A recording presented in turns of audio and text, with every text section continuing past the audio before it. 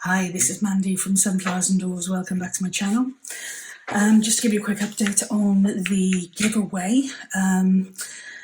In my last video, and you'll see it has giveaway in the title, I talked about a giveaway of an Edith Holden book when I reached 750 subscribers. And that is creeping up really, really nicely. So thank you very much for your support. If you haven't already done so, to enter that, you will need to go back to that original video. You'll need to like it, put a comment, and share the video on your social media accounts. That would be fantastic. So, okay, so today is not a tutorial, it's not a craft with me. Today is just a flip through of a recent item that I've put together. Now, I watch really, really closely Rachel from Rachel and Bella Crafts, and I also follow Tania from Tatty Treasures, and both of them at the moment are actually working on envelope folios. So it's something I've always wanted to try, and so I had a go. Learned lots of lessons along the way, but today I just want to take you on a bit of a flip through on the finished or almost finished product. Okay, so this here is my envelope folio. Now there's a couple of things. I don't know whether to put any lace or material in here, fabric, as a bit of a almost just to make it a bit more sturdy. So any suggestions on that one, please pop them in the comments below. That would be great. So for this particular one, as I said, I took a lot of inspiration from both Rachel and Tania. I started off with a flip here, and this is a, sorry, I'm probably catching the light. Hopefully that will be a bit better. So yeah, here we've got a flip. I've put inside a postcard, if I can get it. Probably should have put one of those tags on it, but because it was a postcard, I didn't. So yeah, postcard inside, which fits in there. And then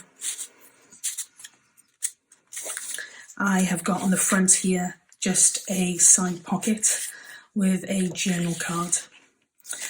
This is going to be my closure, and I've got a funny feeling somebody called it a policy closure. I'm not really sure whether that is the case, but what I'll do with this now is I've attached a circle with a brad, and what I'll do is I'll just put a piece of string or embroidery thread.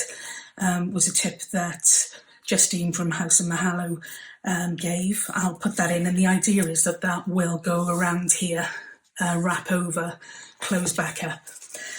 So that will be the closure for this. So that's my first flip over. You could add a pocket, you could add a tuck spot, you could do whatever on the back of that one. It's getting quite chunky as it is, so I've kind of gone with the base structure and haven't done anything else at this point. The kits are beautiful. I will link underneath. I've used two kits, a mix of two kits, so I will link those in the video description below. With this one here, this pocket, this flip pocket here, I've done just some decorative stitching around the edge. I've done a full size, which is quite a chunky journal card, just with a little tab on the top that you can pull out easily. Now I haven't done anything here or on this side of the flip, but again, I didn't want to do anything here because I just like this look. But again, you could put another pocket on this, or a tuck spot, or a belly band. A belly band would probably be really nice on this. I just didn't want it too bulky. Okay, so that's the outside. On the reverse, I've got nothing at all. Again, I did think about putting a nice deep pocket in here, but I've just left this as it is, some stitching top and bottom. So if we turn this over, this is the inside. This was a long envelope that I had, and what I've done here is I have stitched in two separate areas to give me 3 different pockets inside of this, and I've just put some journal cards inside there. Again, a bit fiddly to put in, but once they're in, they are pretty secure. So this flips over here. With this one here, again, another flip, but this is a flip out. I haven't put anything on the back. Again, you could use pockets, tacks. What I have done is I've done a full length journal card inside that, matching the paper that I've used to cover this. There's a vellum pocket, and again, another 2 just small, simple journal cards. So this flips out here. There's another vellum pocket here with another 2 chunky journal cards. Excuse me. I had an absolutely fantastic tip with this, and that was, I always used to get the bubbles, and Corey from Creating with Scraps said, as long as there's nothing on the front that is going to be damaged, put it through the laminating machine. And I did.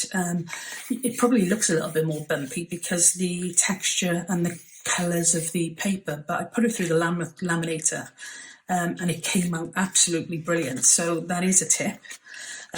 Although I did try to put my coffee dyed paper through the laminator, that didn't turn out quite so well. But that's another story. So then what we have here is another flip out here.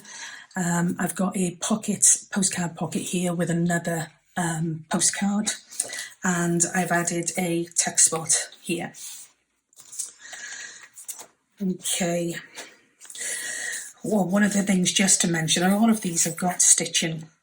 Just make sure you're stitching them before you actually add them onto the piece. As I said, this was a bit of a learning journey for me in terms of what had to go where and what had to be fixed and glued and stitched before the next kind of piece in the puzzle came along. But I've really enjoyed this, and I'm really looking forward to do my next one. On this side here is a text spot, which I just made out of a journal card, just a piece of tea-dyed paper with some scrappy kind of stitching. We then got another fold out, and in this one here there's another postcard. Nothing on the back, but again, as I said, this could quite easily add a pocket or a tuck or a belly band, and you could to the front of this if you wanted to. I've just used this as a pocket for a rather large journaling card, which just pops in there. And then again, this one here, another pocket, text spot or belly band if you wanted.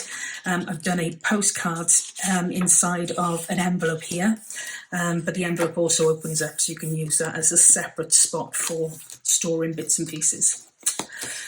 Finally, I started working on a journal. I kept this open. This first piece was a really wide envelope, and I kept the opening. What I did with the opening is I kind of opened the whole envelope up. I put some paper lining on the insides of this, and then I sealed it back up. I was going to use this for a journal, spot for a journal, but it actually got quite chunky, quite thick, and my journals do have a tendency for being a little bit on the chunky side. So what I did was decided to go with a notebook instead. So again, there is a big journaling card on the front here, and I have put a space here so you can chuck anything in there. This is the writing pad, and what I did on this side then was what was originally going to be part of the journal, just a pocket here, a cluster there. And then you open this up here, we've got another pocket, and then we've got 2 flaps here. Inside this one is index cards. Inside this one is a journal card. And then literally all you're going to do with those pockets, if I can get this back inside, it's always the way in it, especially on camera. So, oh, come on. These flip out alternate ways. Again, you can have them both flipping out the same side. I just thought it added a little bit of extra interest to these. I've used a piece of material to hinge these on and stitched them to the backing. Now, I've also included a really, really deep pocket here. Just seeing if I've got something to show you. So yeah, a really, really deep pocket here that goes all the way down.